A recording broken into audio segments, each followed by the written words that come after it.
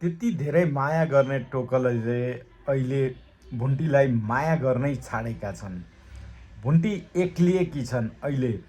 न उनका माइती पक्षका दाइ भाउजूले माया गर्छन्, न उनलाई घर पक्षका कसैले माया गर्छन्। यता उनकी नन्दले पनि उनलाई देखिसहन्नन् भने उनका जेठाजु र जेठानीले पनि उनलाई देखिसहन्नन्। यस्तो विपदको परिस्थितिमा पनि भुन्टी सहेर नै अगाडि बढिरहेकी छन्।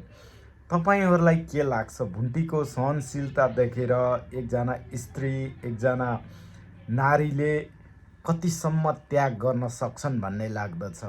भुन्टीको यो अवस्थामा पनि उनी डटेर उनले आफ्ना घर परिवार सबैसँग प्रतिवाद गरेर अगाडि बढिरहेकी छन्। भूपेन्द्रलाई माया साथै उपचारको लागि एकदमै अनवरत रूपमा सेवा गरिरहेकी छन्।